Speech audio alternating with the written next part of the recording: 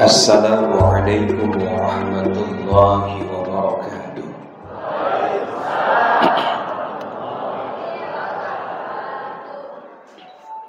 Ibu bapak semua yang saya hormati dan semoga Allah muliakan,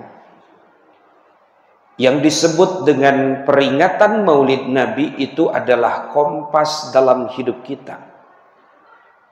Kenapa yang disebut dengan Maulid Nabi saya menyebutnya kompas kehidupan?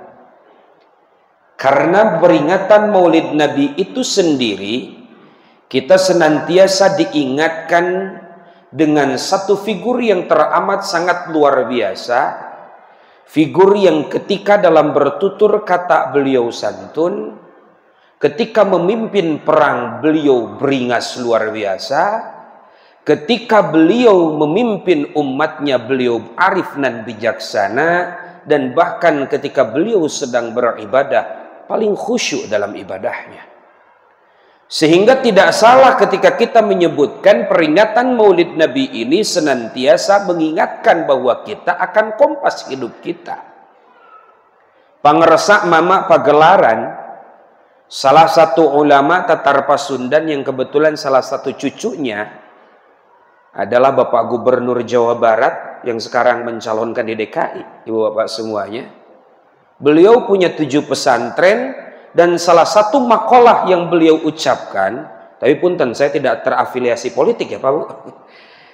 Tapi beliau menyebutkan ibu bapak semuanya, kira-kira begini kalau dalam bahasa Sunda. Saencan anjen sare pek tingali lalangit tuluy munculkeun tilu pertanyaan.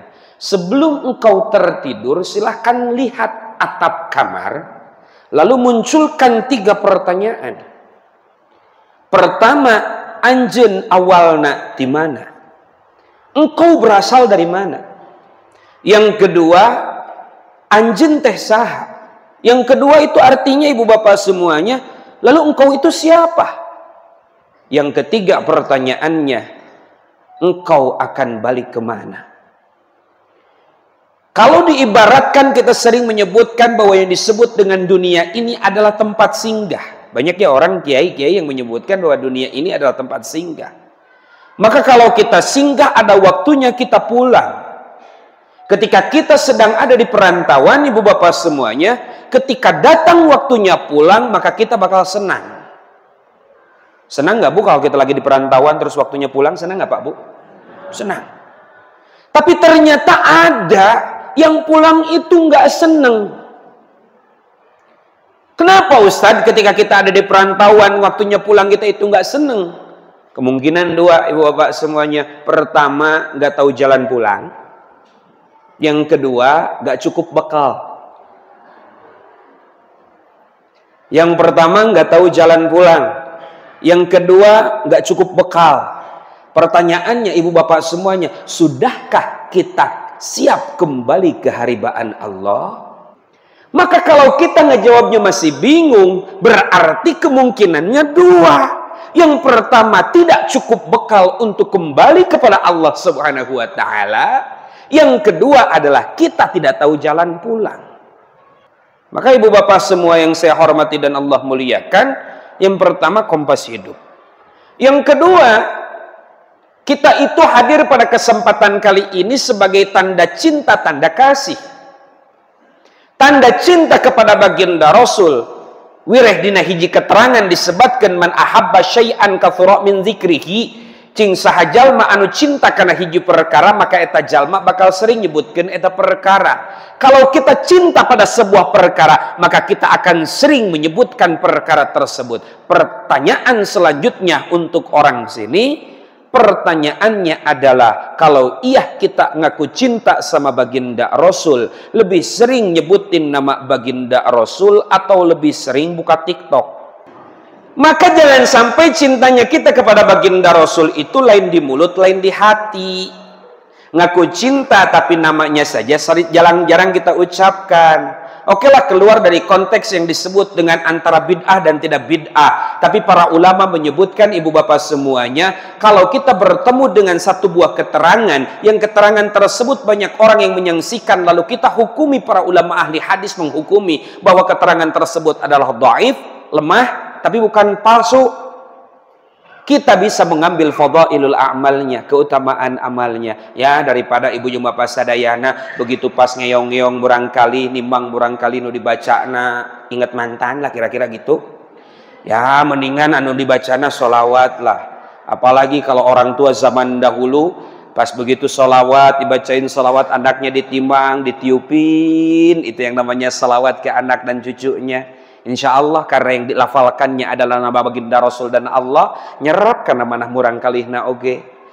Makanya kita lihat ibu bapak semuanya, zaman sekarang sudah berubah. Ketika kebiasaan-kebiasaan orang tua zaman dahulu tersebut sudah mulai terkikis dari hidup kita, maka terkikis pula yang disebut dengan kebiasaan-kebiasaan baik dari anak-anak kita. Cintanya kita kepada baginda Rasul itu harus diucapkan oleh lisan. Mangga ibu bapak semuanya salawatannya mah mau kayak gimana juga mangga. Karena dari tahun ke tahun biasanya ada yang disebut dengan perubahan-perubahan salawat up to date. Kalau tahun 94 ada salawat yang kita kenal, grup salawatnya itu Cinta Rasul. Yang nyanyinya Habib Haddad Alwi dan Sulis. Salah satunya Ya Thayyibah. Ya Thayyibah, Ya Thayyibah, Ya dawal ayana ishtakna li wal hawa nadana wal hawa nadana wal hawa nadana. Itu tahun 94. Tahun 2010 lagi muncul grup salawat Habib Syekh bin Abdul Qadir As-Segaf. Salatun bisalamil mubin linubtati ta'in ya gharami. Itu tahun 2010. Yang kedua, cinta itu dibuktikan oleh pertekadaan hati. Kita harus meyakini bahwa yang disebut dengan baginda Rasul itu adalah tauladan. Yang ketiga, dibuktikan oleh perilaku ibu bapak semuanya. Saya belum pernah menemukan satu buah kajian bahwa baginda Rasul itu pernah berantem sama istrinya. Pernah juga istrinya cemburu, ya. Selanjutnya ibu bapak semua yang saya hormati dan semoga Allah muliakan. Yang ketiganya apa yang harus kita lakukan dari peringatan Maulid baginda Rasulullah sallallahu alaihi wasallam ini? Hayo ikuti tata cara baginda Rasul menjaga lingkungan kita. Baginda Rasul menjaga lingkungan dan pergaulan peradaban, jangan dulu di Indonesia lah, tapi di lingkungan kita saja dulu kita praktekkan. Apa yang pertama ibu bapak semuanya? Misi yang pertama yang dibawa oleh baginda Rasul adalah yatslu alaihim ayati. Baginda Rasul membawa misi yang pertama adalah misi tilawah. Apa Ustaz misi tilawah? Misi tilawah itu adalah kita harus bisa membaca. Karena pertama kali ayat yang diturunkan ke alam dunia ini melalui malaikat Jibril, yaitu Iqra. Iqra fi'lul amri alias sigat perintah. Apa yang diperintahkan dalam ayat tersebut? Bacalah. Secara kontekstual, bacalah di sini bukan memiliki arti yang disebut dengan bacalah apa yang ada di buku.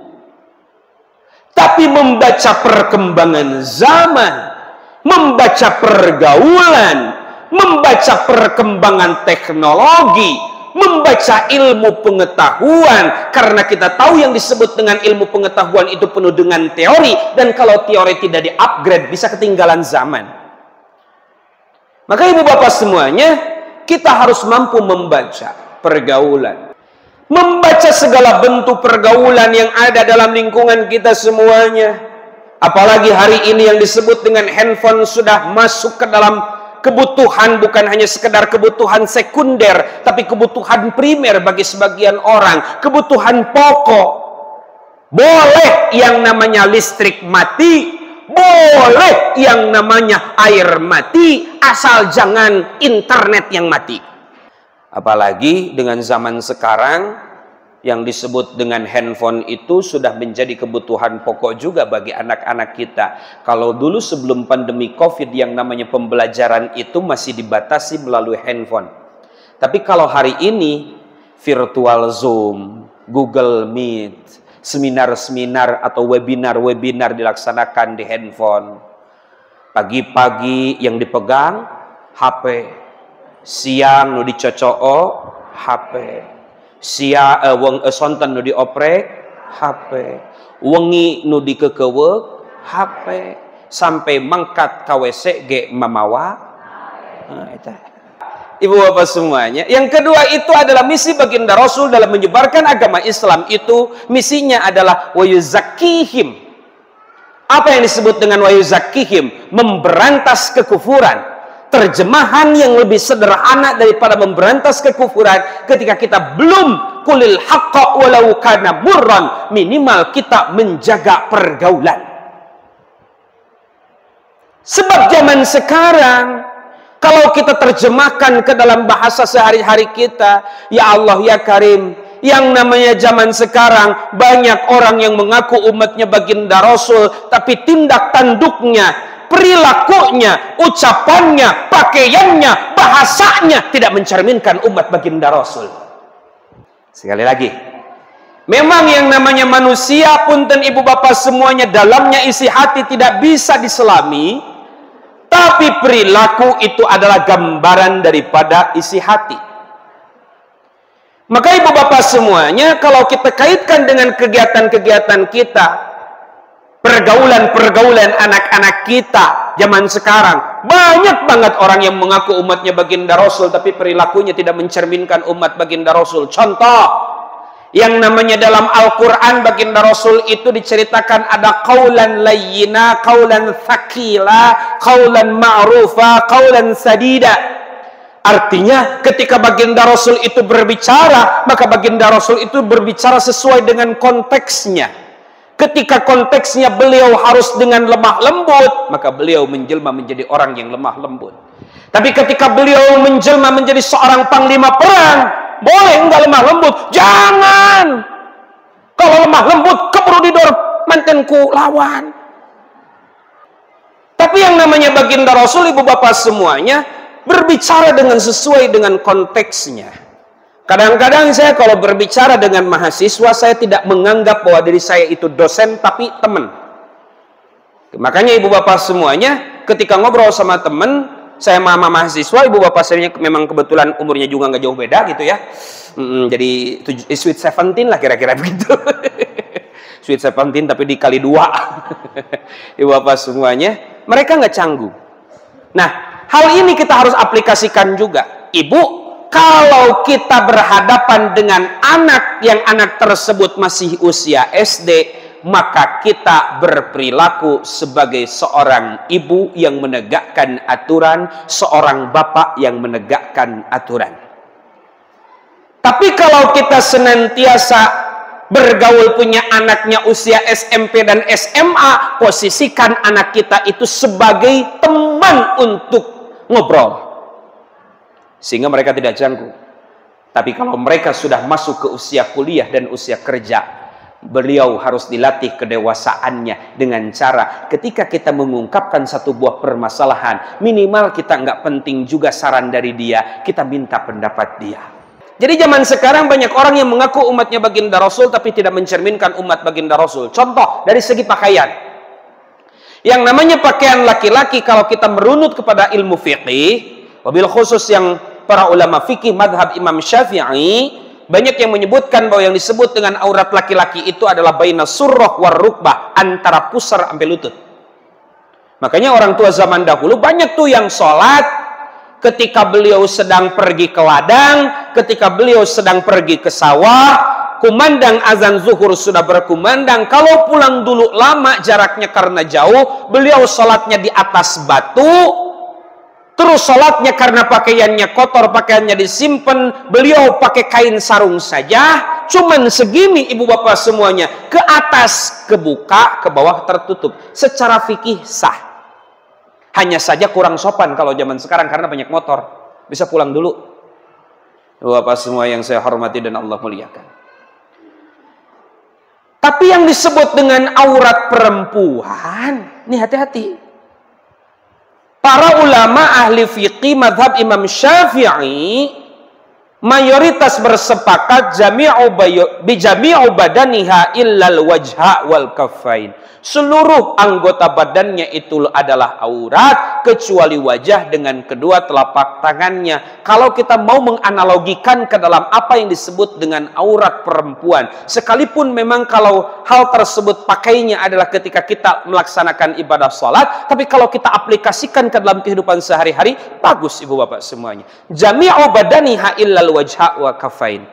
Seluruh anggota badannya itu adalah aurat kecuali wajah dengan kedua telapak tangannya. Para ulama berbeda pendapat, ada yang menyebutkan kafain itu adalah dua telapak tangan, ada yang menyebutkan kafain itu dua lengan.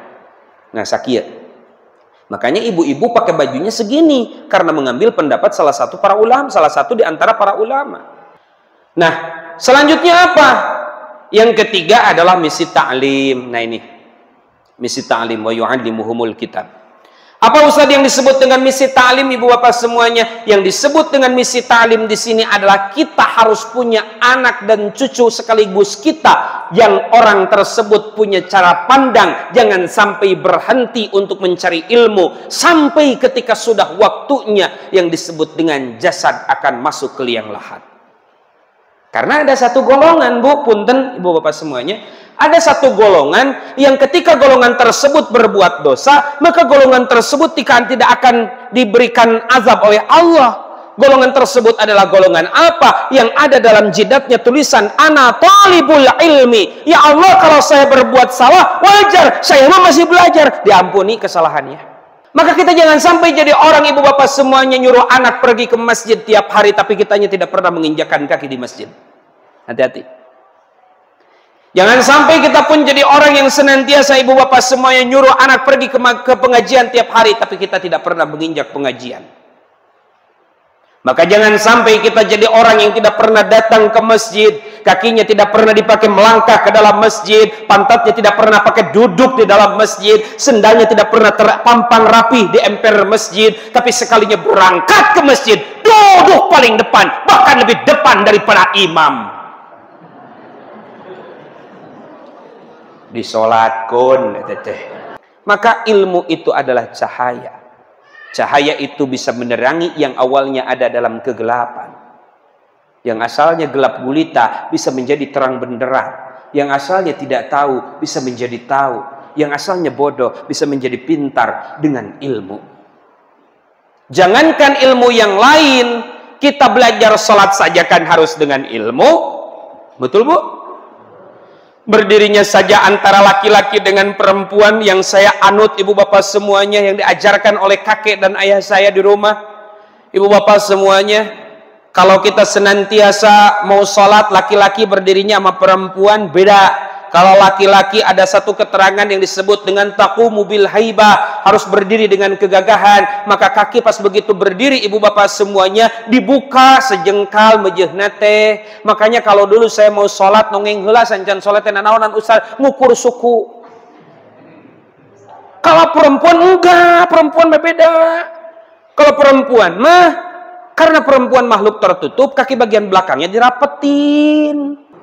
Berdirinya saja sudah dibedakan. Takbirnya ada juga tata caranya. Tapi kita jangan a priori dengan perbedaan-perbedaan kecil. Jangan a priori dengan perbedaan-perbedaan yang tidak bersifat prinsipal, yang bersifat cabang alias furu. Asal jangan yang bersifat usul alias asal perkara inti. Itu ilmu. Ilmu dalam melaksanakan ibadah sholat.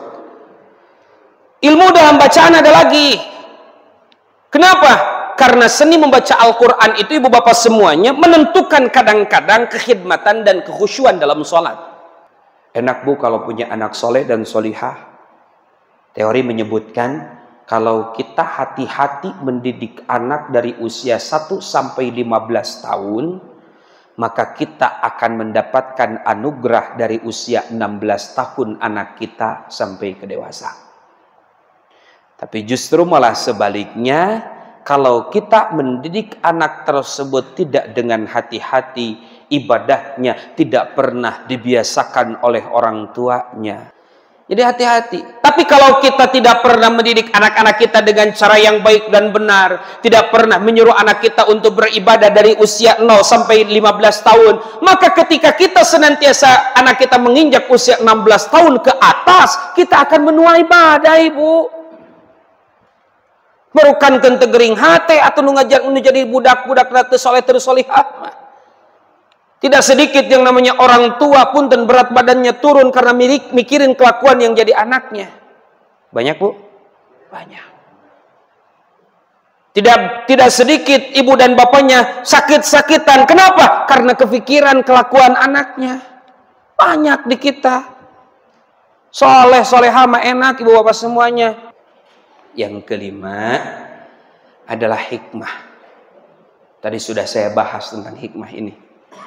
Yang disebut dengan hikmah itu aibi makna uswatun hasanah. Kita memberikan contoh yang baik kepada anak kita. Apalagi dengan perkembangan anak yang masuk kadang pada fase yang disebut dengan golden age. Apa ibu bapak semuanya golden age? Usia keemasan. Apa usia keemasan itu?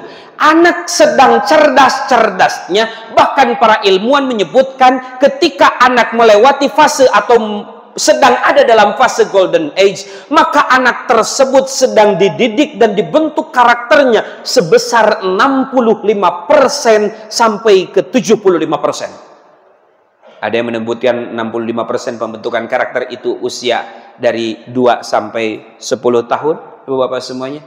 Artinya apa? Kalau pada fase golden age yaitu usia 1 tahun sampai 10 tahun lah, saya ambil rata dulu aja, Ibu Bapak semuanya. Kalau kita mengembalikan atau mendidik anak tersebut pada fase golden age tersebut baik, maka insya Allah ketika anak tersebut beranjak usia dewasa, maka anak tersebut akan tetap baik. Atau bahkan bisa jadi seperti ini. Dididik sama ibu bapaknya bagus di usia golden age. Pas begitu masuk usia remaja, kecampur tuh sama pergaulan-pergaulan jelek. Tapi suatu saat dia akan kembali lagi kepada karakter awal. Siapa contohnya? Punten. Ustadz yang sangat populer yang saya jadikan panutan dalam berdakwah, almarhum Ustadz Jeffrey Al-Bukhari. Makanya hati-hati Bu Pak kalau ngedidik anak. Kadang-kadang anak kita itu kan agak-agak ngeselin gitu ya. Orang kerdahar, brot, hitut. Ya Allah ya Karim. Kita lagi makan tiba-tiba pengen apa yang mancing emosi kita. Kadang-kadang banyak seperti itu.